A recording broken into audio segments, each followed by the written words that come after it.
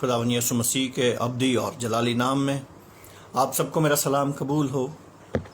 मैं इवेंजलिस्ट कमल बिन शान diocese of Chandigarh से आपसे मुखातिब हूँ और आज की सुबह की प्रार्थना में आप सबका मैं स्वागत करना चाहता हूँ।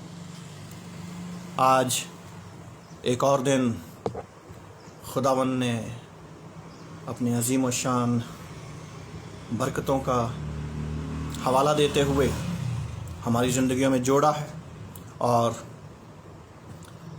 आज फिर हम आप सबके साथ रूबरू हैं और खुदावंद की हम्द और सिताइश करने के लिए एक बार फिर इकट्ठे हुए हैं।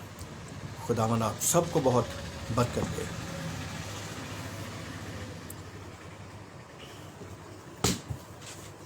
आइए हम आज सुबह की प्रार्थना का विषय और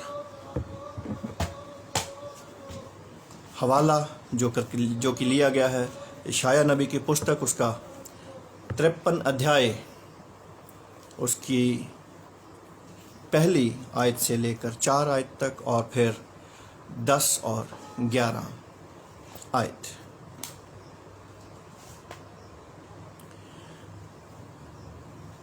यशायाह नबी की पुस्तक उसका 53 अध्याय chapter 53 starting from verse 1 to 4 and then verses 10 to 11 मैं आपके सामने पढ़ूंगा। जो समाचार हमें दिया गया उसका किसने विश्वास किया और यहोवा का भुजबल किस पर प्रकट हुआ, क्योंकि वह उसके सामने अंकुर के समान और ऐसी जड़ के समान उगा जो निर्जल भूमि में फूट निकले। उसकी ना तो कुछ सुंदरता थी कि हम उसको देखते और ना उसका रूप ही हमें ऐसा दिखाई पड़ा कि हम उसको चाहते। वह तुच्छ जाना जाता और मनुष्यों का त्यागा हुआ था। वह दुखी पुरुष था, रोग से उसकी जान पहचान थी और लोग उससे मुख फेर लेते थे। वह तुच्छ जाना गया और हमने उसका मूल्य ना जाना।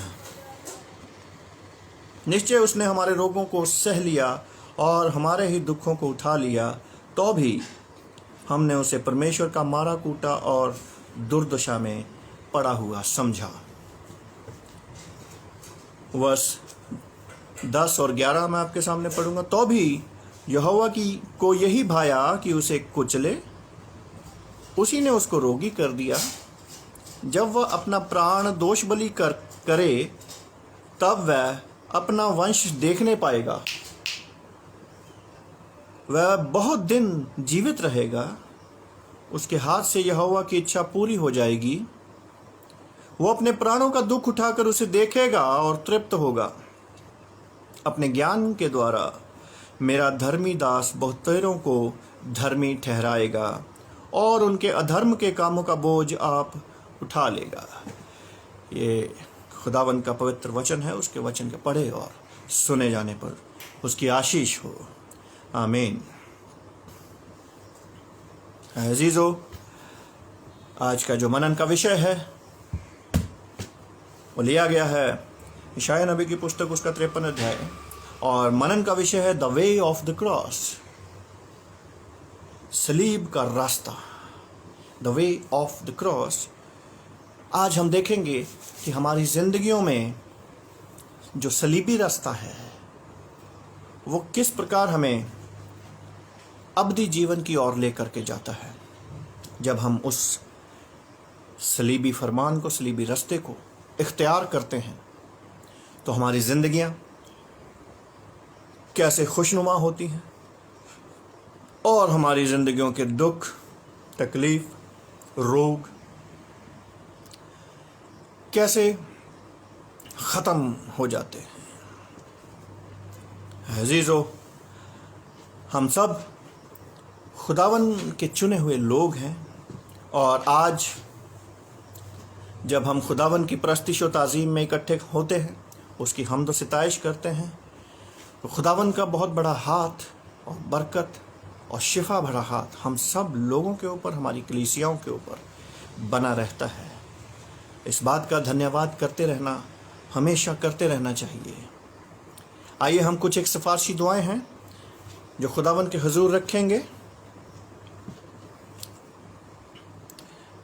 जिसमें से विनय साल्वेन, जिनका बर्थडे कल था, और खुदावन इस बेटे को अपनी रूह और रास्तगी में इसी तरह बढ़ाता रहे और इसके परिवार को और बच्चों को, माँ बाप को इसी तरह अपने कलाम में मजबूत रखे और अपनी बरकतों से नवाजता रहे।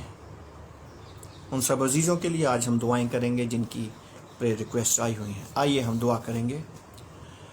धन्यवाद करते हैं पिता परमेश्वर तेरे उस अजीम शान ताकत और बरकत के लिए खुदावन, जो आप हमें देते हैं।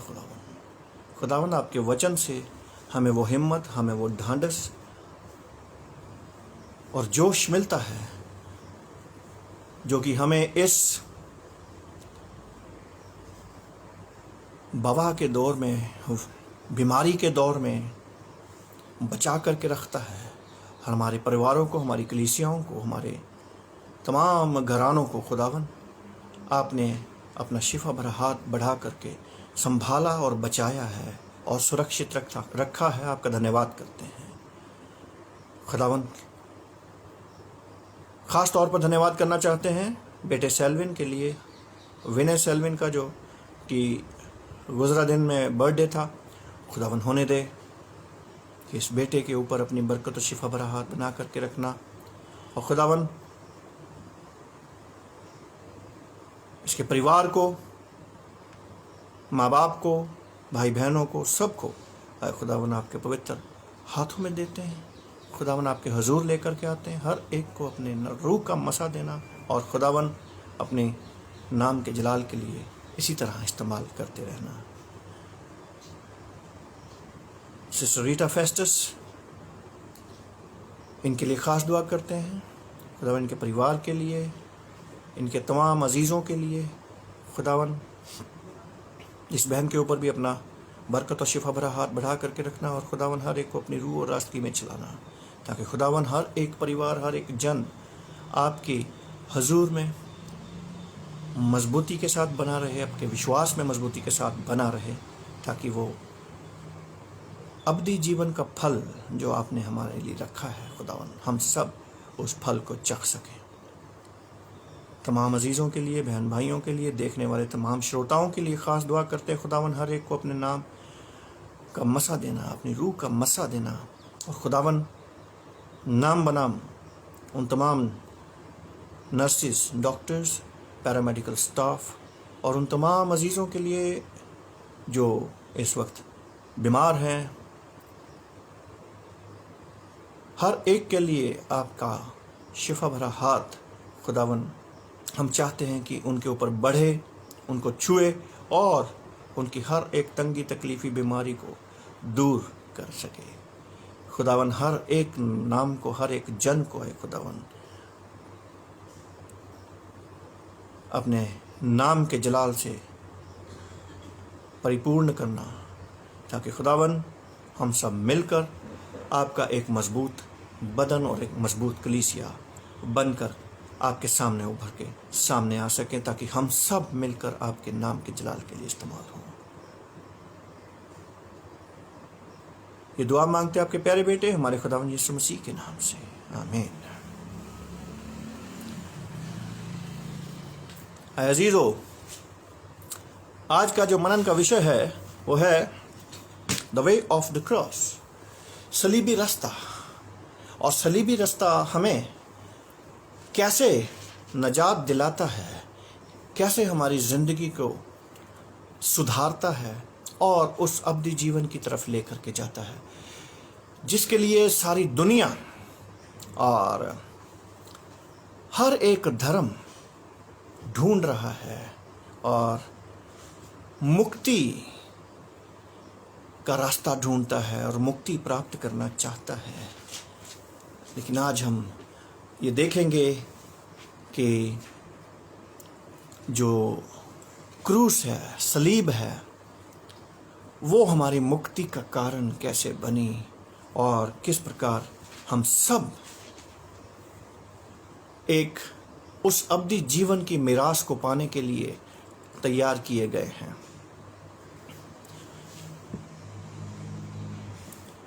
एक और हवाला आपके सामने पढ़ेंगे जो कि लिया गया है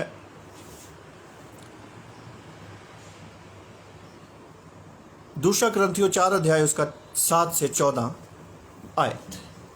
दूसरा ग्रंथियों 4 अध्याय 7 से 14 आयत। यहाँ पर इस प्रकार लिखा है कि परंतु हमारे पास वो धन मिट्टी के बर्तनों में रखा है कि ये असीम सामर्थ्य हमारी ओर से नहीं वरन परमेश्वर की ही ओर से ठहरे। हम चारों ओर से क्लेश को भोगते हैं पर संकट में नहीं पड़ते, निरुपाय तो हैं पर निराश नहीं होते, सताए तो जाते हैं पर त्यागे नहीं जाते, गिराए तो जाते हैं पर नष्ट नहीं होते। हम यीशु की मृत्यु को अपनी देह में हर समय लिए फिरते हैं कि यीशु का जीवन भी हमारी देह में प्रकट हो, क्योंकि हम जीते जी सर्वदा यीशु के कारण मृत्यु के हाथ में सौंपे जाते हैं कि यीशु का जीवन भी हमारे मरणहार शरीर में प्रकट हो। इस प्रकार मृत्यु तो हम पर प्रभाव डालती है और जीवन तुम पर, इसलिए कि हम में वही विश्वास की आत्मा है जिसके विषय में लिखा है, मैंने विश्वास किया इसलिए मैं बोला। अतः हम भी विश्वास करते हैं इसलिए बोलते हैं, क्योंकि हम जानते हैं कि जिसने प्रभु यीशु मसीह को जिलाया जिंदा किया, वही हमें भी यीशु में भागी जानकर जिलाएगा, जिंदा करेगा और तुम्हारे साथ अपने सामने उपस्थित करेगा। ये खुदावन का जिंदा कलाम है, उसके कलाम के पढ़े और सुने जाने पर उसकी आशीष हो। आमीन। तो आइए आज हम इस ओर चलेंगे कि ये जो सलीबी रास्ता है, the way of the cross, कैसे हमारे जीवनों में सुधार लाता है। आज थोड़ा सरमन लंबा भी हो सकता है, लेकिन मैं उसको शॉर्ट करने की कोशिश करूंगा। मेरे साथ बने रहें, क्योंकि हर एक पॉइंट को समझाना और समझना बड़ा ज़रूरी है। और जब तक हम कलाम को अच्छे से समझते नहीं हैं, हमारी ज़िंदगियों में उसका असर नज़र नहीं आता है। यहाँ पर the way of the cross आज हम मनन कर रहे हैं। आइए हम दुआ करेंगे। आए खुदावन, आए हमारी चट्टान और फिदिया देने वाले, तेरा नाम जलाल पाए। आमीन। आए अजीज़ो, पहला हवाला जो आपके सामने पढ़ा गया है कि यशाया नबी की पुस्तक उसका 53 अध्याय, यहाँ पर वर्णन किया गया है उस नजात दहिंदा के बारे में, जो नजात दहिंदा हमारे लिए दुख उठाने वाला था। बहुत हजारों साल पहले, यीशु मसीह की पैदाइश से पहले ये भविष्यवाणियां होती रहीं और उस वक्त लोग उस मसीहा का इंतजार कर रहे थे कि वो कब आएगा। और यशाया नबी की पुस्तक में हमने पढ़ा है कि जो समाचार हमें दिया गया उसका किसने विश्वास किया है और यहोवा का भुजबल किस पर प्रकट हुआ है, क्योंकि वह उसके सामने अंकुर के समान है। यहाँ पर खुदावन यीशु मसीह की ज़िंदगी के बारे में, उनकी कुर्बानी के बारे में डिस्क्रिप्शन दिया गया है। और बहुत से लोग ये समझते हैं, इस हवाले को पढ़कर आजकल कुछ एक ग्रुप्स हमारे पास मिलने को आते हैं या हमारे साथ कभी आमना सामना होता है, तो ये जो हवाला है, इस हवाले को पढ़कर वो खुदावन यीशु मसीह की एक्सप्लेनेशन या डिस्क्रिप्शन कुछ और बताते हैं। जो यहाँ पर लिखा गया है कि उसकी ना तो कुछ सुंदरता थी कि हम उसको देखते, और ना उसका कोई रूप ही कि हमें ऐसा दिखाई पड़ा कि हम उसको चाहते। और ये एक हवाला पढ़कर कुछ एक नए नए जो थियोलॉजियंस हैं या लोग हैं या प्रचारक हैं या ऑर्गेनाइजेशंस हैं, इसको गलत ढंग से हमें रिप्रेजेंट कर रहे हैं कि खुदावन यीशु मसीह बहुत बदसूरत थे। खुदावन यीशु मसीह की शक्ल सूरत ऐसी थी कि कोई उनको देखना नहीं चाहता था। भद्दा रंग रूप था उनका। लेकिन ऐसा नहीं है। जब आप कलाम को डिटेल में पढ़ते और जानते समझते हैं, तब आपको समझ में आता है कि ये क्या समझाना चाह रहे हैं या क्या बताना चाह रहे हैं। तो मेरी आप लोगों से भी ये गुजारिश है कि जब आप ऐसे लोगों के संपर्क में आए तो मेहरबानी से कलाम में मजबूत रहें, क्योंकि मुझे भी ऐसे लोगों के साथ इंटरेक्शन का मौका मिला और उनकी समझ की मैं तरस आता है ऐसी समझ के ऊपर कि जो अभी तक समझे ही नहीं। वो हमें समझाना चाह रहे हैं कि खुदावन यीशु मसीह रोगी थे, बीमार थे, कुरूप थे, कोई उनको देखना पसंद नहीं करता था। लेकिन जब हम आगे पढ़ते हैं कि निश्चय चार आयत में देखें कि निश्चय उसने हमारे रोगों को सह लिया। वो कुरूप और बदसूरत कैसे हुए, वो रोगी कैसे हुए? उसने हमारे रोगों को सह लिया। उसने हमारे रोग, हमारे पाप अपने ऊपर ले लिए ताकि हम बच जाएं और हम सब उस अनंत जीवन के हकदार कहलाएं। तो जब पुराने अहदनामे में हम पढ़ते हैं, कुर्बानियों का जिक्र है। जब कुर्बानियां दी जाती थीं, और आज भी इस दौर में भी बहुत से धर्म ऐसे हैं जो कुर्बानियां देते हैं, जानवरों की, यहाँ तक कि बच्चों की, इंसानों तक की कुर्बानियां देते हैं। उसका एक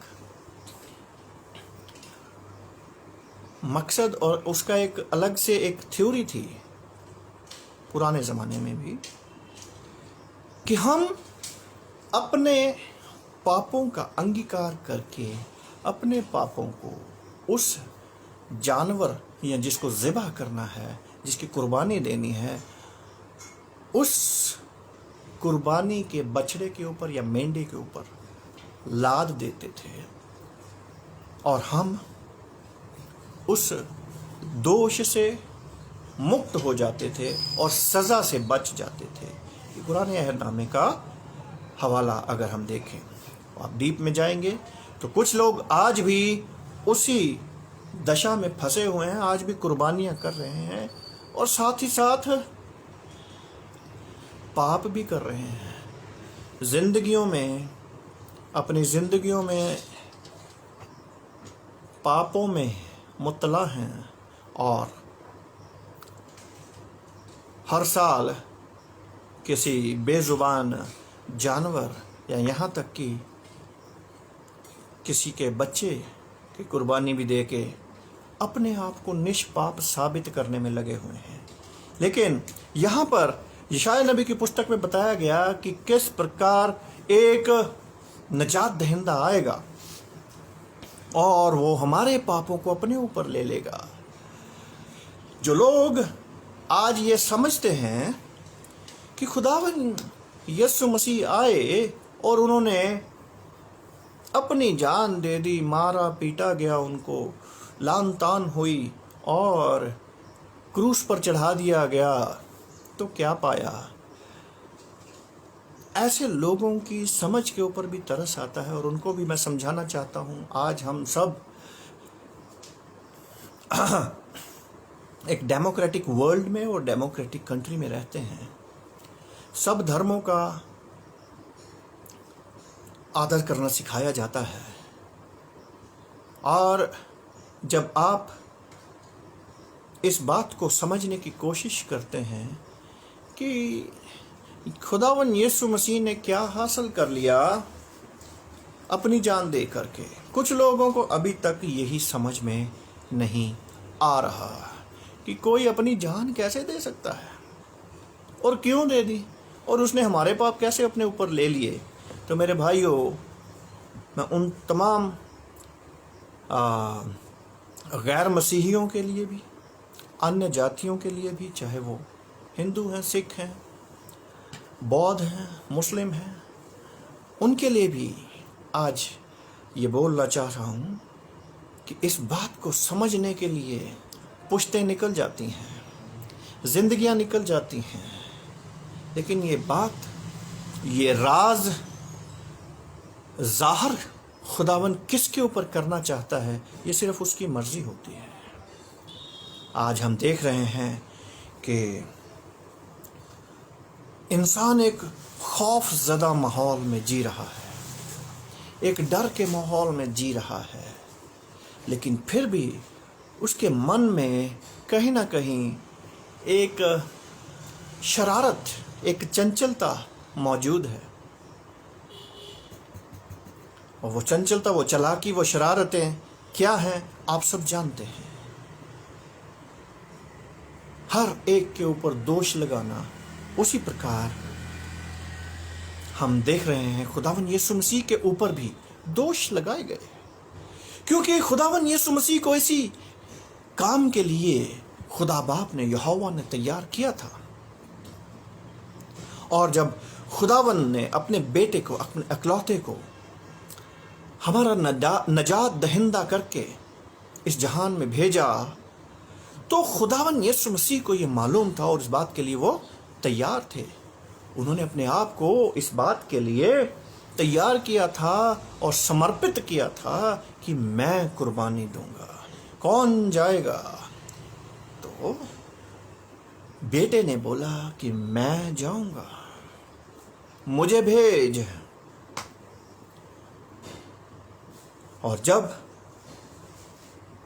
यशायाह नबी की पुस्तक उसका 53 अध्याय 4 आयत से आगे देखते हैं कि निश्चय उसने हमारे रोगों को अपने ऊपर ले लिया, हमारे पाप, हमारे रोग, हमारी निर्बलता उसने अपने ऊपर ले ली, जिसकी वजह से उसकी ये दुर्दशा हो गई, वो पापी ठहराया गया, जिसकी वजह से वो कुरूप हो गया। हमारी बदसूरती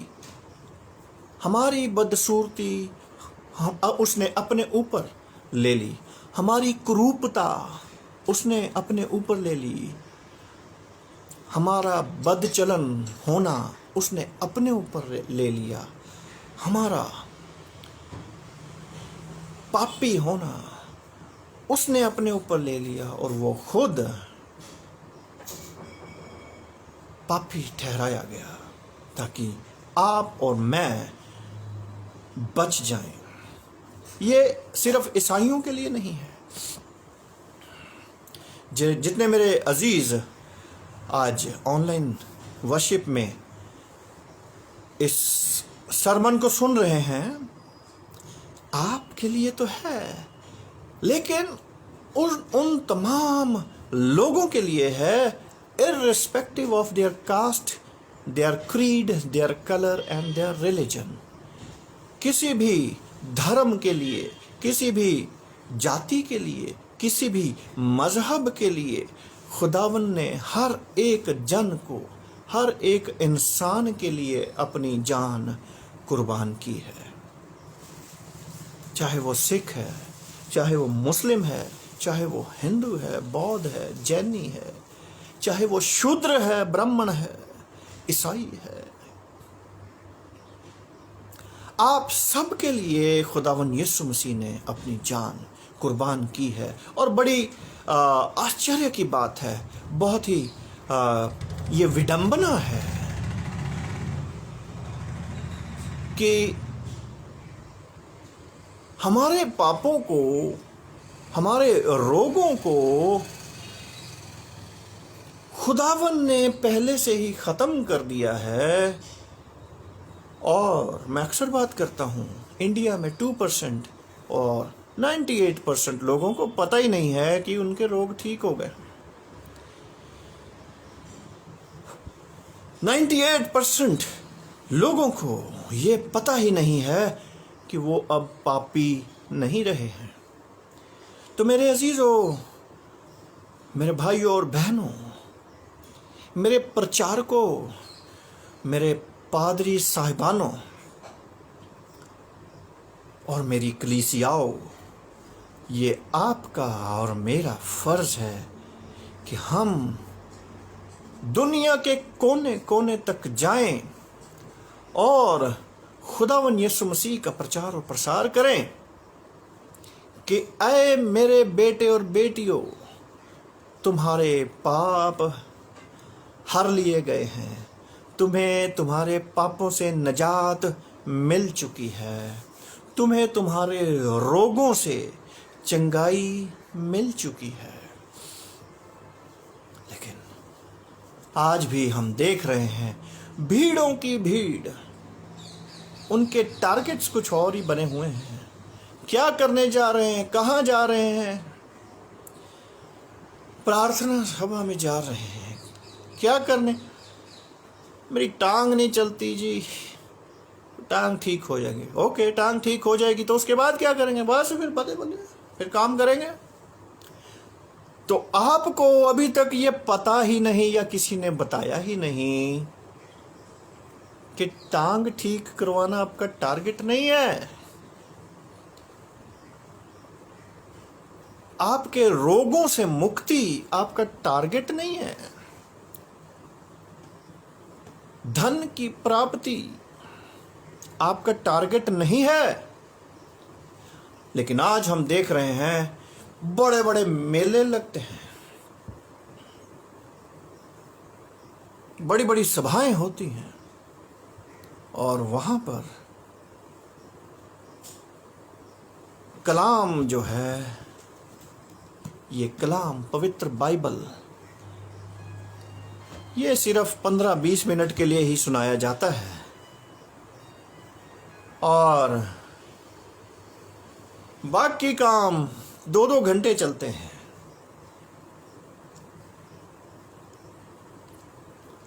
कहीं ना कहीं हमें इस बात को जानने की ज़रूरत है। अच्छी बात है, हम किसी को कंडेम नहीं करते हैं। अभी गुज़रा हफ्ता में किसी ने मुझे एक वीडियो भेजा कि देखिए ये वो कंडेम कर रहे हैं, बिशप साहब ऐसा कह रहे हैं कि ऐसा तो नहीं को बोला खुदावन यीशु मसीह ने कि मैं तुम्हें चंगाई दूंगा।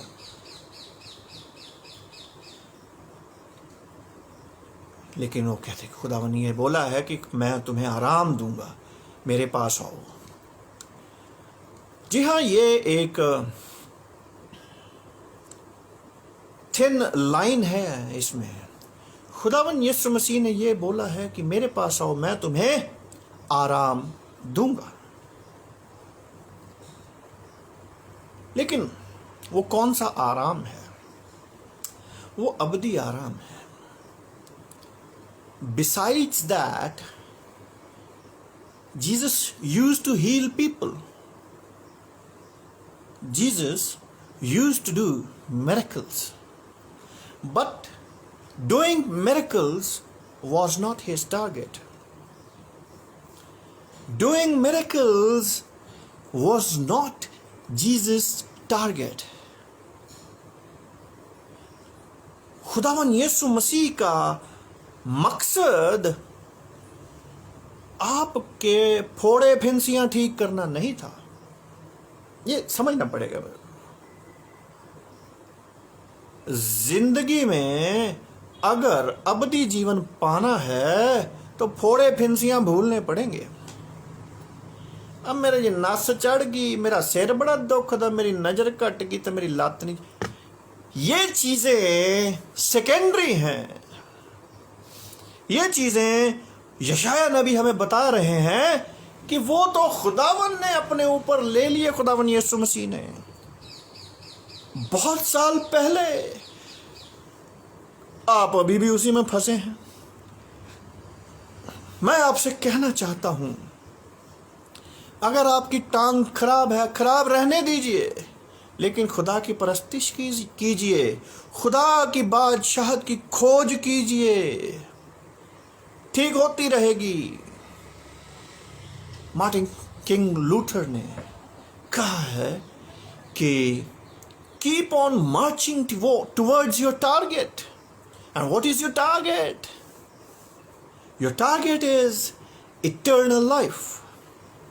Your target is everlasting life, which Jesus has promised us. King Martin Luther कहते हैं, keep on moving, keep on running towards your target. Target बदल गए। मैं हमेशा ये कहता हूं, टारगेट मत बदलिए, अपने टारगेट सामने रखिए।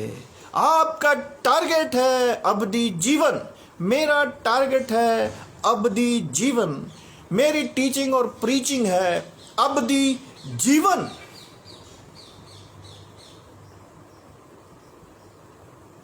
और उस अबदी जीवन को पाने के लिए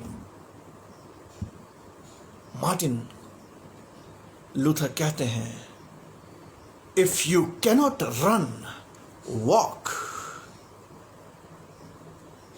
If you cannot walk, crawl, but keep on moving ahead towards your target.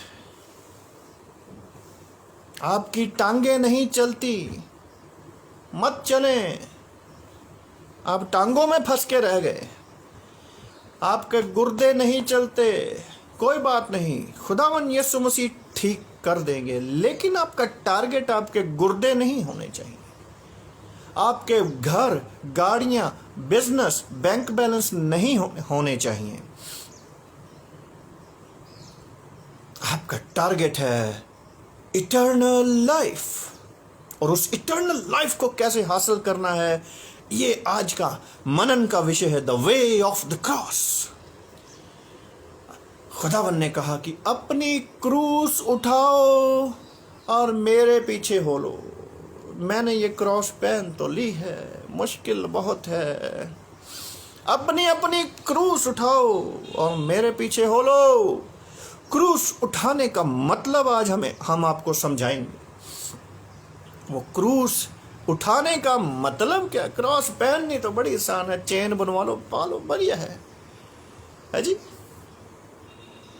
लेकिन आज मैं आपको बताऊंगा कि क्रॉस अगर आप पहन चुके हैं, आप मसीहत को धारण कर चुके हैं, तो भैया इसका मतलब क्या है? और ये सुनने के बाद कहीं ऐसा ना हो कि डर के क्रॉस छोड़ दो या क्रॉस उतार दो। मेरा मकसद आपको डराना या आपको कमजोर करना नहीं, मजबूत करना है, विश्वास में मजबूत करना, चट्टान की तरह। कहीं ना कहीं हमारे प्रचारकों में ये कमी देखी गई है और आज हम बहुत से ग्रुप डिस्कशंस में देख रहे हैं कि कहीं ना कहीं हम बहुत पीछे रह गए हैं। पिछड़ापन से तो उठ गए हैं, लेकिन वो पिछड़ापन मैंने पहले भी बोला, दिमागी सोच वाला पिछड़ापन अभी भी हमारे अंदर मौजूद है। खुदावन यीशु मसीह ने हजारों साल पहले तेरे और मेरे दुख उठा लिए। अब चंगाई सभाओं में जाना कि उसका ब्रांडिंग ही ऐसे करी जा रही है, नाम क्या दिया जा रहा है, चंगाई सभा। लोग क्या करने जा रहे हैं? चंगे होना। क्या हुआ? दिल की बीमारी, गुर्दे की बीमारी, टांग नहीं चलती, हाथ नहीं चलता, दिखता नहीं, ये नहीं वो, चंगाई।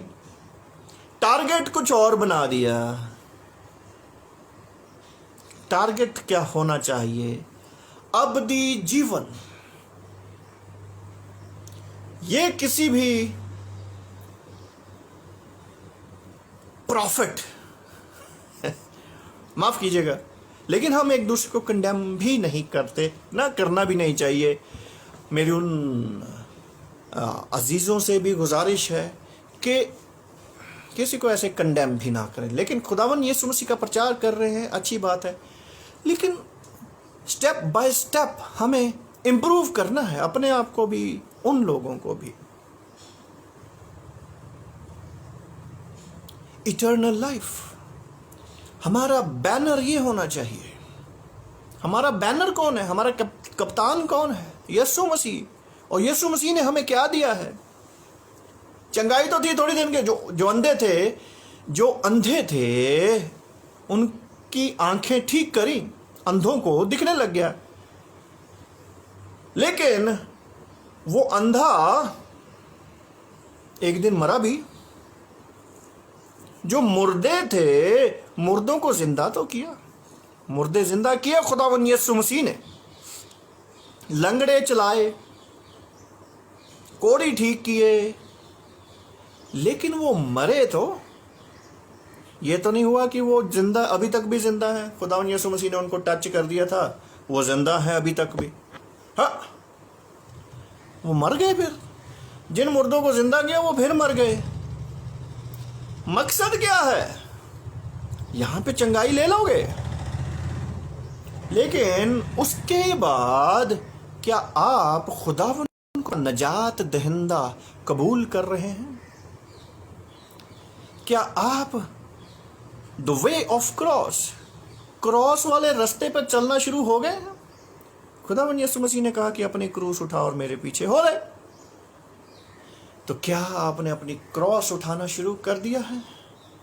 खुदावन ने हमारे बीमारियां, रोग तो खत्म कर दिए, लेकिन आज हम वही कि ये बीमारी ठीक हो जाए। क्या हो जाएगा बीमारी ठीक करा के? 5 साल और जी लोगे, 10 साल और जी लोगे। ये चंगाई सभाएं 10 साल चल लेंगी, लेकिन आपका बैनर कभी मेरे को ये नजर नहीं आया किसी का भी, किसी चर्च में, किसी कन्वेंशन में। इटर्नल लाइफ, आ जाओ मैं तुम्हें आराम दूंगा। खुदावन यीशु मसीह ने आराम, अबदी आराम है। वो उस अबदी आराम की बात कर रहे थे, हम अपनी टांग की बात कर रहे हैं। तो मेरे अजीजों, जितने मेरे हिंदू सिख भाई भी देख रहे हैं, मुस्लिम भाई भी देख रहे हैं, हम किसी को कंडेम नहीं करते, लेकिन अबदी जीवन पाने के लिए रास्ता एक ही है। एक वेग सी स्टेटमेंट हम कई बार सुनने में आती है, हम भी दे देते हैं, ओ जी मंजिल तो एक की है, रास्ते अलग अलग गया। नहीं, ऐसा नहीं, माफ कीजिएगा, ऐसा नहीं है। अगर आपकी ऐसी थिंकिंग है तो आप 100% गलत हैं। रास्ते अलग अलग, रास्ता एक ही है। मेरे द्वारा, खुदावन यीशु मसीह ने क्या बोला? बिना मेरे द्वारा कोई बाप के पास नहीं जा सकता। तो रास्ता क्या हुआ? यीशु मसीह है। किसी ने ऐसा बोला नहीं, प्रूव करिएगा।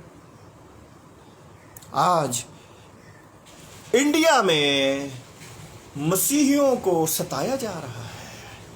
हम ये मध्य प्रदेश, उत्तर प्रदेश, बिहार, आसाम, झारखंड, इन इलाकों में देख रहे हैं, बेचारे गरीब लोग हैं जिन्होंने खुदावन यीशु मसीह को अपना लिया, अपनाया, माना, जाना, इस बात का अंगीकार किया कि हम पाप में फंसे हुए थे, आज हमें हमारा मुक्ति दाता मिल गया। लेकिन सरकारें ऐसी हैं, उनके एक एजेंडे ऐसे चल रहे हैं कि लोगों को, मसीहियों को सताया जा रहा है। कम गिनती वाले 2% वालों को सताया जा रहा है। कल परसों मैं एक वीडियो देख रहा था, उसमें उनको पीटा जा रहा, लोगों को बाइबल को नीचे फेंको कहते, इसके ऊपर थूको। और उस लेडी का मैं देखना चाहूँ, लेडी नहीं कहती थूको, मार खाई जा रही है, लेकिन कहती मैं बाइबल के ऊपर नहीं थूक सकती, ये मेरा ज़िंदगी है, मेरा जीवन बचाने वाला है। आज हम इस दौर में जी रहे हैं। मेरे पादरियों को, मेरे बिशपों को, मेरे ओहदेदारों को, सेक्रेटरी, खजांची, ट्रेजरर, इनको कुर्सियां छोड़ के, लीक से हट के सोचने की ज़रूरत है। जिस प्रकार बीमारी ठीक हो गई, लेकिन वो बीमारी जो है 10 साल, 15 साल, 20 साल जी लेगा। और इसी प्रकार ये ओहदे भी आपने हथिया लिए या खुदा ने दे दिए। इस ओहदे का इस्तेमाल सही तरीके से अगर नहीं करते, ये ओहदे भी, ये शान और शौकत, धन दौलत, कुर्सियां, फंड, 10-15 साल खत्म। उसके बाद ना तूने किसी को अबदी जीवन दिलाया, ना तूने खुद अबदी जीवन हासिल किया। तो कलाम कहता है कि अगर इंसान ये तमाम दुनियावी धन दौलत, ऐशो इशरत, शान और शौकत हासिल कर ले, लेकिन अपने प्राण गवा दे, उससे उसका प्राण छीन लिया जाए तो क्या हासिल। मेरे अजीजों, आज इस बात को समझने की ज़रूरत है। आपके रोग, आपके दुख, तकलीफ, बीमारियां, लाचारियां, गरीबी खुदावन ने पहले से ही ख़त्म कर दी है। अब फिर बीमारियों में जा के बीमारियां ही ठीक करानी हैं, तो आपको इस बात को समझने की ज़रूरत है। और उन प्रचारकों के लिए भी मैं एक गुजारिश, लगाइए, बड़े बड़े टेंट्स लगाइए, सभाएं कीजिए, बिजनेस कीजिए, नो प्रॉब्लम। क्योंकि कलाम कहता है कि जब खेत जोतने वाला जो बैल है, जब वो खेत जोतता है, उस बैल का मुंह बांधा नहीं जाता,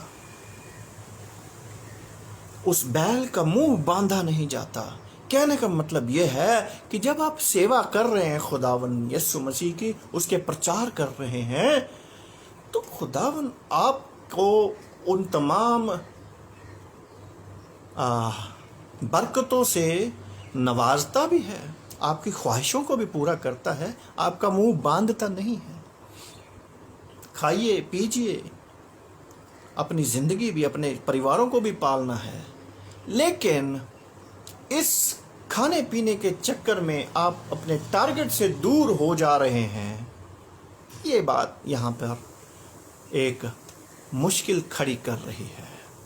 मैं खुश हूँ, हम सभाएं करते हैं, कन्वेंशंस करते हैं,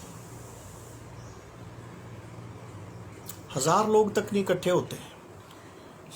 सुनने वाले सुन रहे जी, 1000 लोग नहीं इकट्ठे होते, लेकिन वो लोग जो सभाएं करते हैं, हज़ारों की तादाद में, 10-10 हज़ार, 20-20 हज़ार लोग ऐसे विश्वास करने के लिए आते हैं। तो मेरी उन सब प्रचारकों से भी गुजारिश है कि आप इस बात को ध्यान में रखें कि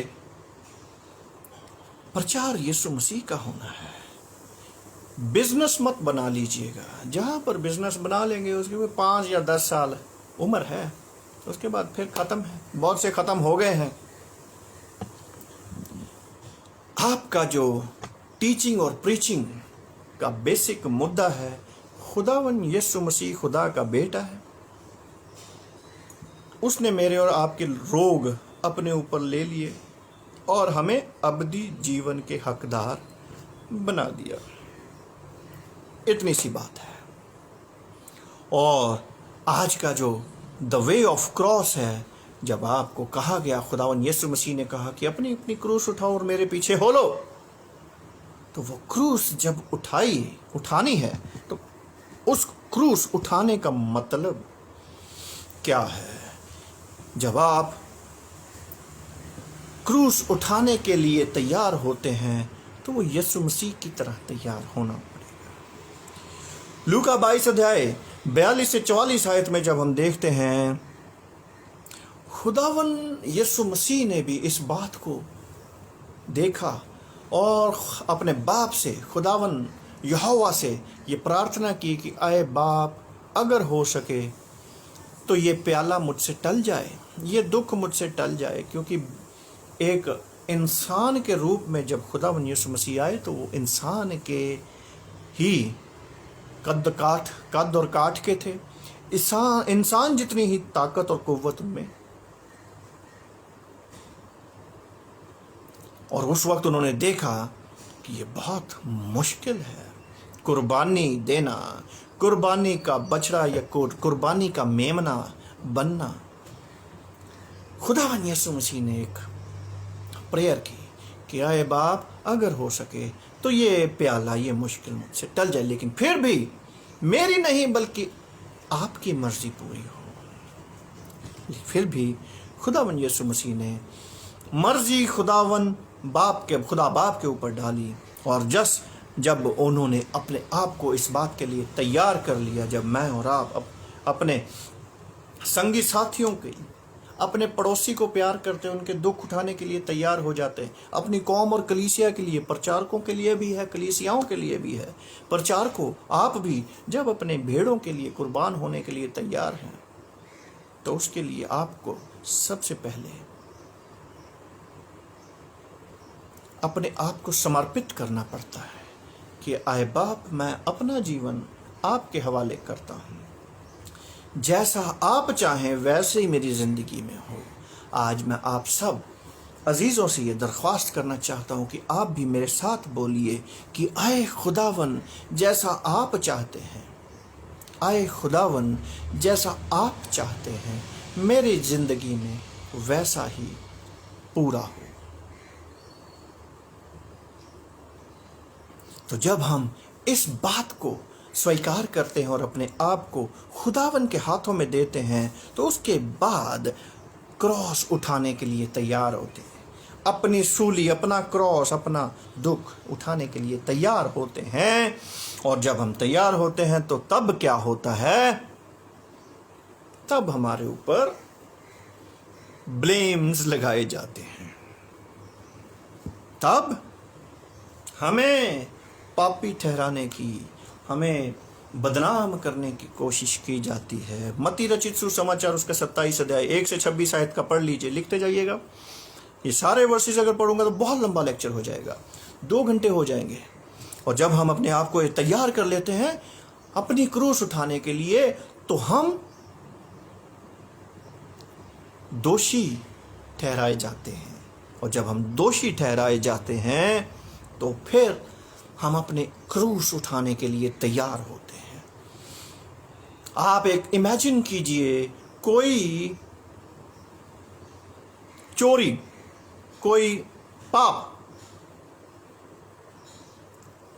आपने नहीं किया, लेकिन उसका दंड, उसकी सजा आपको मिल रही है। आपको कंडेम कर दिया गया है और आपके ऊपर ये लेबल लगा दिया गया है कि ये पाप इसी ने किया है, जबकि आप जानते हैं आपने नहीं किया। कैसा महसूस होगा? यीशु मसीह को ऐसा ही महसूस हो रहा था, लेकिन वो चुप रहा और क्या किया कि अपनी क्रॉस, अपनी सूली उठाई। अपनी सूली उठानी पड़ेगी हम सबको। यूहन्ना रचित सुसमाचार उसका 19 अध्याय 17 आयत में देख लीजिएगा। खुदावन यीशु मसीह ने अपनी सूली उठाई, ये जानते हुए भी कि मैं निर्दोष हूं, फिर भी अपना मुंह बंद रखा। ये है क्रॉस को उठाना। हर एक वर्स को अगर मैं एक्सप्लेन करूंगा तो वो बहुत लंबा होगा। और जब हम अपनी क्रॉस को उठा लेते हैं तो हमारे पांव डगमगाते भी हैं, खुदावन यीशु मसीह पहली बार गिरे, जब क्रॉस उठाकर चलना शुरू किया तो गिर गए। हम भी गिरते हैं, डोल जाते हैं, भार बहुत है, दुख बहुत है, जिम्मेदारियां बहुत हैं, हम भी गिरेंगे, लेकिन चलते रहना है, क्योंकि क्रॉस उठानी है। क्रॉस उठाने का मतलब आज लोग कुछ और समझ रहे हैं। क्रॉस पहन ले तो मतलब मैनू जी प्रेसीमीटर ला दो, मैनू चेयरमैन ला दो जी। ये क्रॉस उठाने का मतलब आज समझ। गड्डी मिलोगी, गड्डी कोठी मिलोगी, चेयरमैन मिल। क्रॉस उठाने का मतलब कतई ये नहीं है मेरे भाई।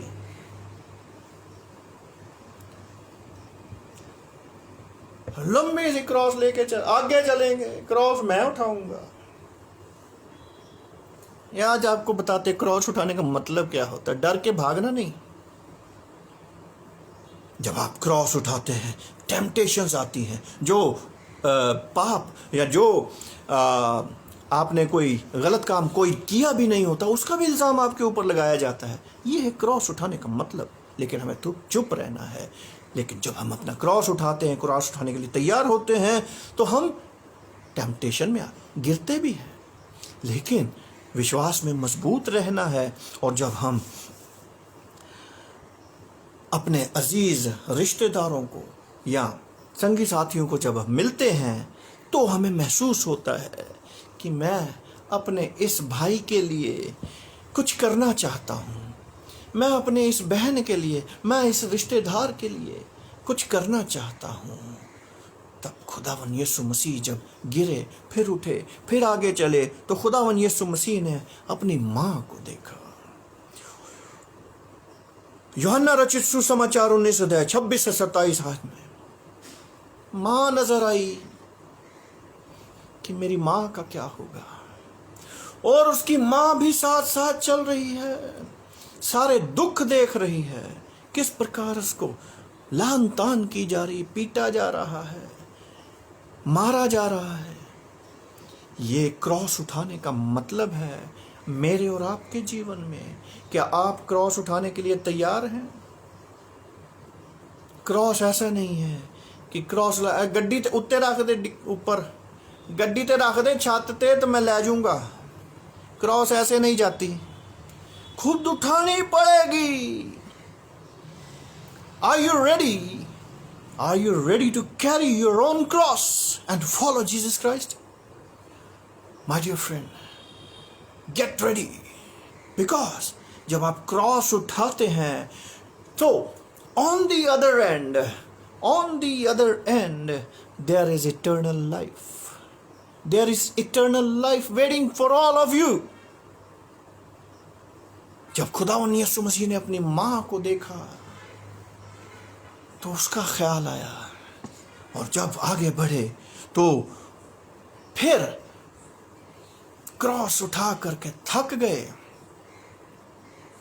गिरते पड़ते।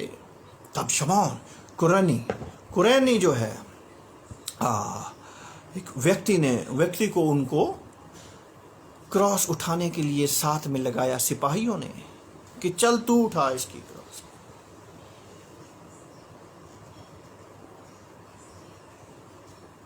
आप अपनी क्रॉस तो उठाकर चल रहे हैं, क्या आप किसी की क्रॉस भी लेकर के चलने के लिए तैयार हैं?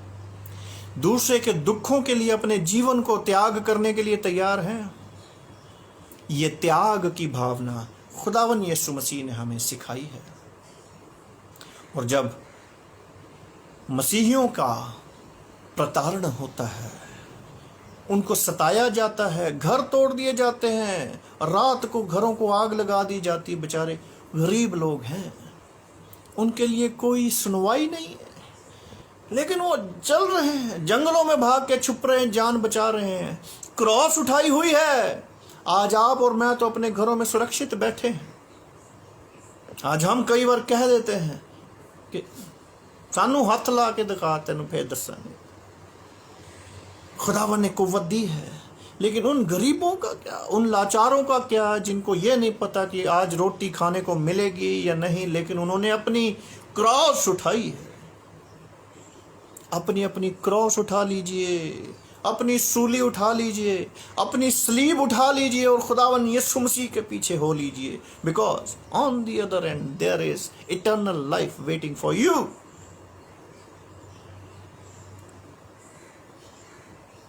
और रास्ते में जाते जाते जब उस कुरैनी व्यक्ति ने, साइमन ने, वो भी थक गया, फिर खुदावन यीशु मसीह को क्रॉस पकड़ाई गई।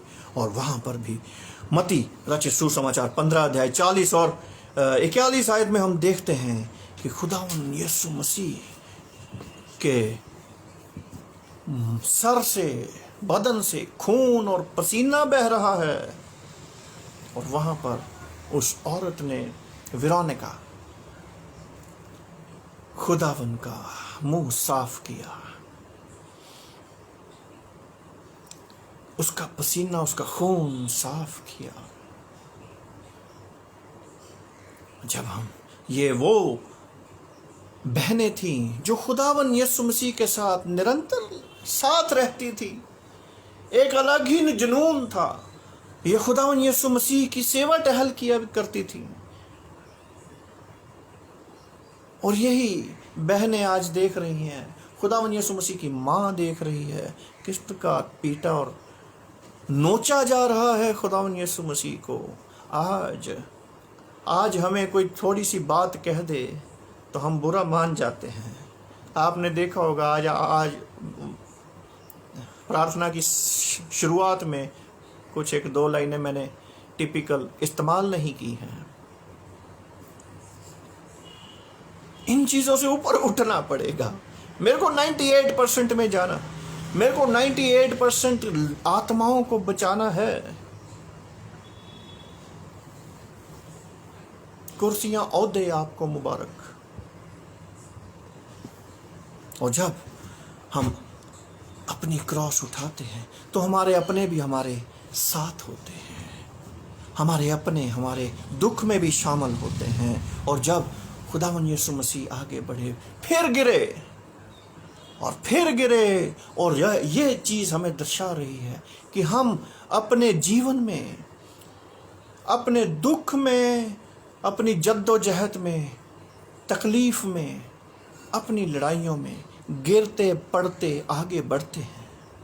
ये क्रॉस हमें सिखा रही है, लेकिन सच्चाई का दामन पकड़े रहना है।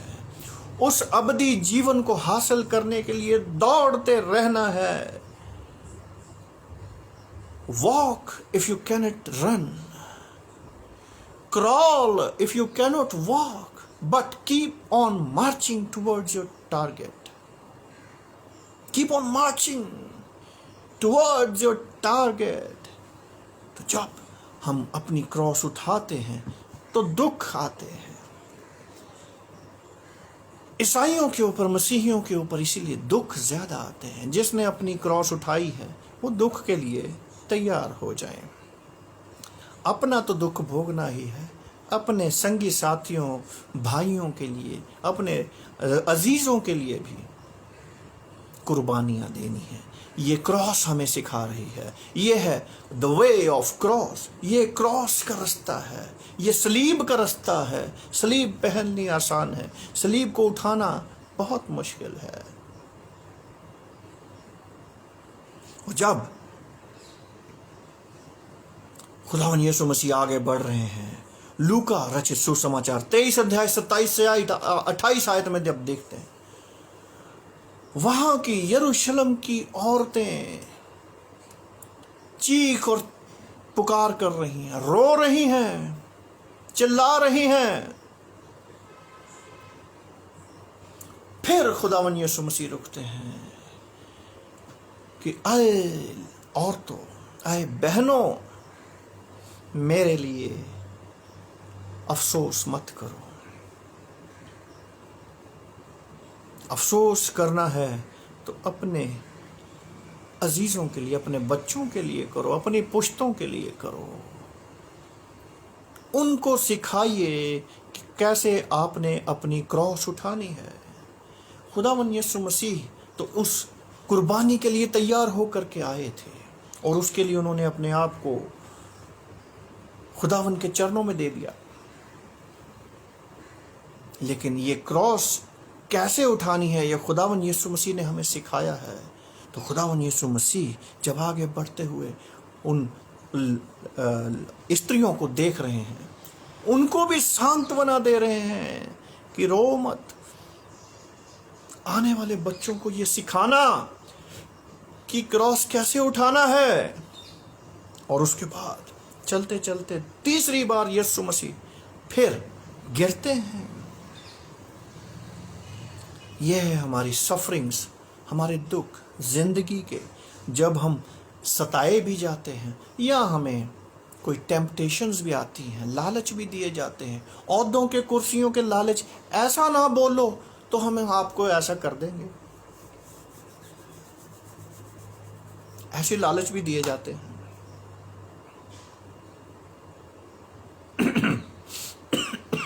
आज हम देख रहे हैं एक बहुत बड़ा एक एजिटेशन स्टार्ट हो चुका है। किसानों का तो हो ही चुका है, चर्च लेवल पे भी आज लोग बहुत अवेयर हो चुके हैं। लोग उन गलतियों के बारे में, उन चोरियों के बारे में बोलना शुरू हुए हैं और एक बहुत बड़ा बदलाव आने वाला है। क्रॉस उठानी है, सच के साथ चलना है। Are you ready to carry your own cross? Get ready, my brother. Get ready, my sister. Because on the other end, everlasting life is waiting for you. अनंत जीवन आपका इंतजार कर रहा है। लेकिन क्रॉस उठाते चलते रहिए। गिरेंगे भी, संभलेंगे भी, दुख भी आएगा, तकलीफ बीमारी भी आएगी, आपकी टांगे भी टूटेंगी, आपके दिल भी घबराएंगे, गुर्दे भी फेल होंगे। लेकिन इनको टारगेट मत बना लीजिएगा। होते हैं होने दो।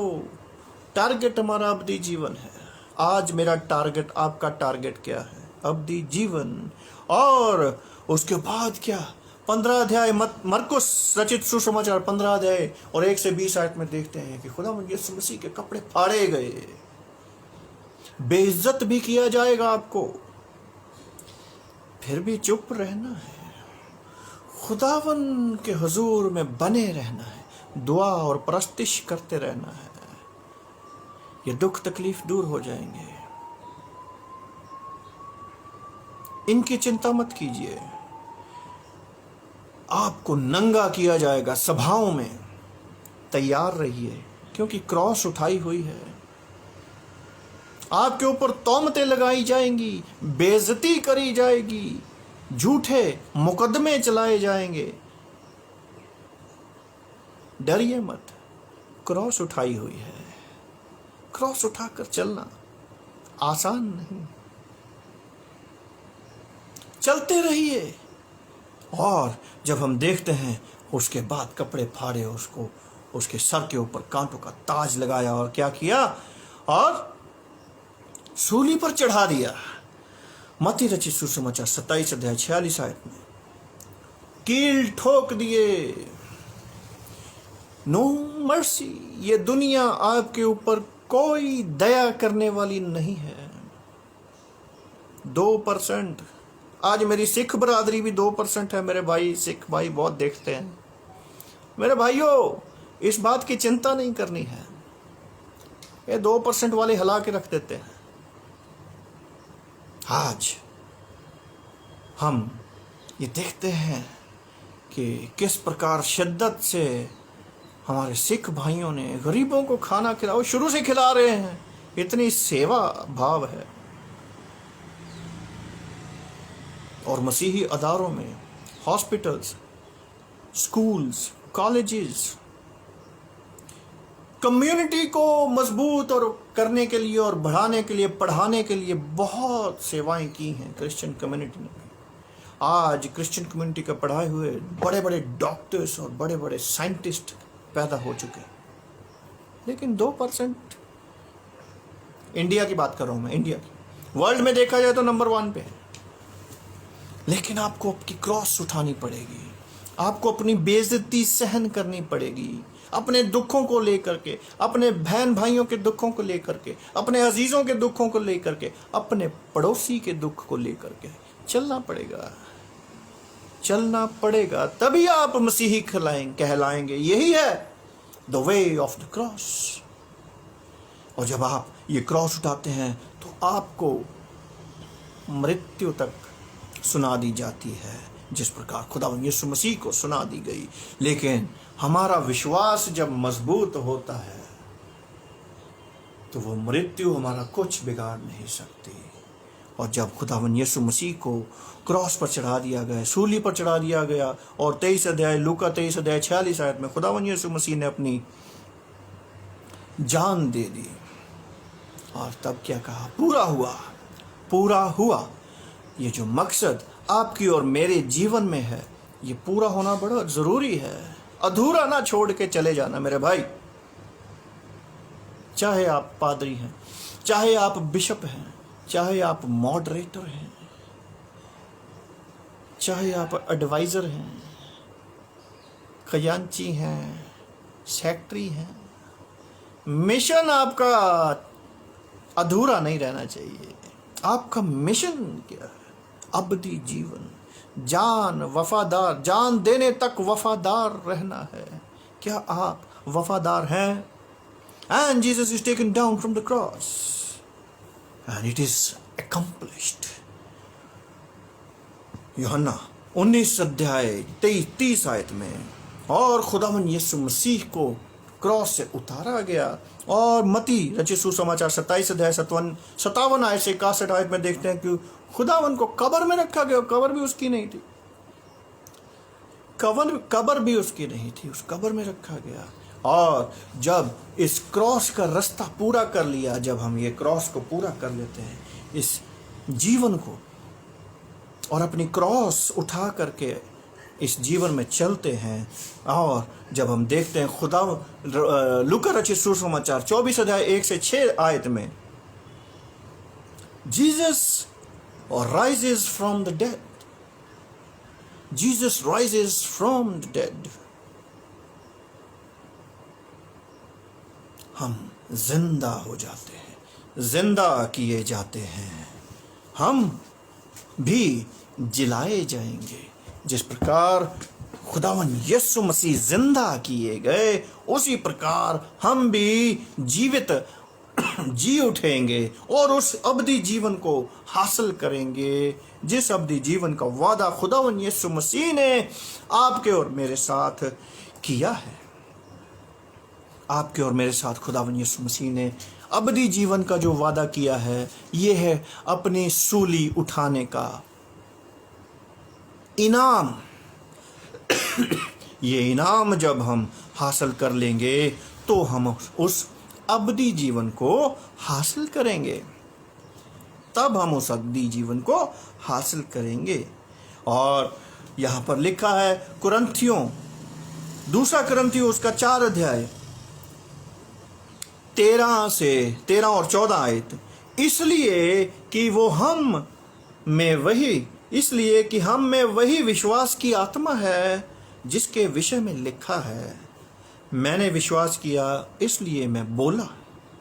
अतः हम भी विश्वास करते हैं इसलिए बोलते हैं। क्या बोलते हैं?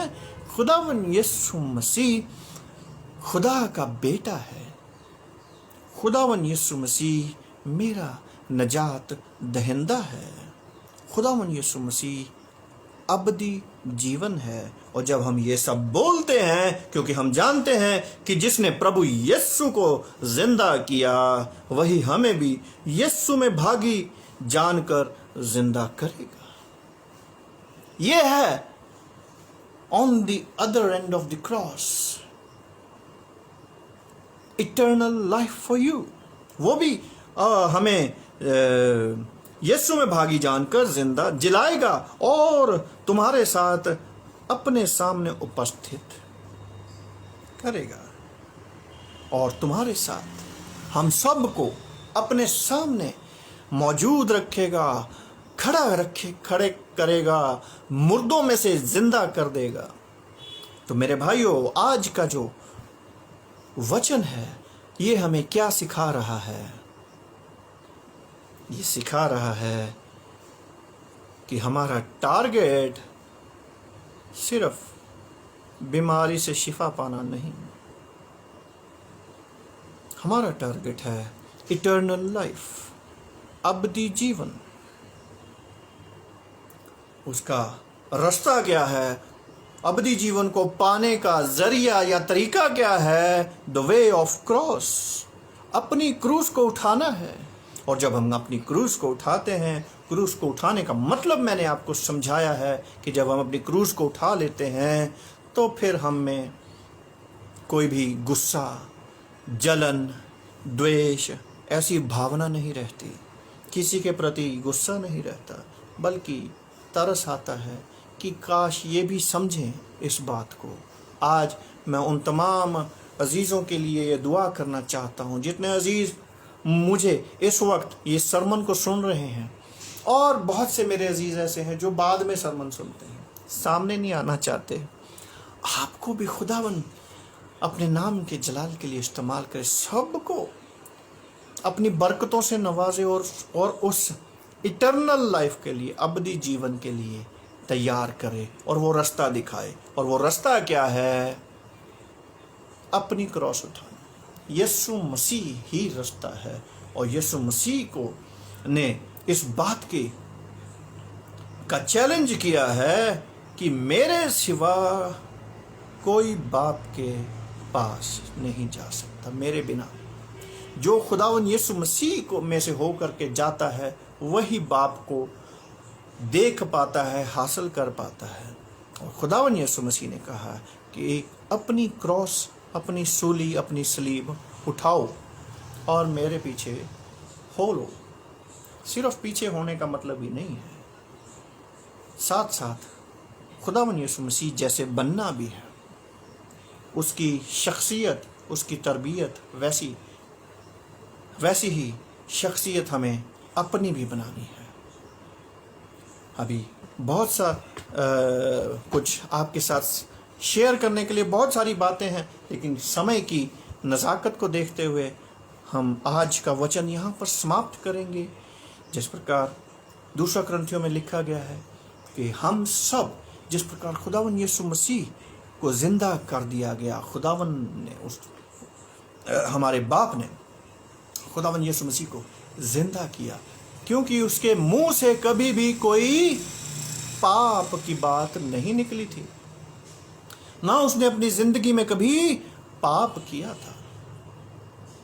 तो जिस प्रकार खुदावन यीशु मसीह को खुदा बाप ने जिंदा किया, उसी प्रकार हमें भी एक दिन जिंदा करेगा।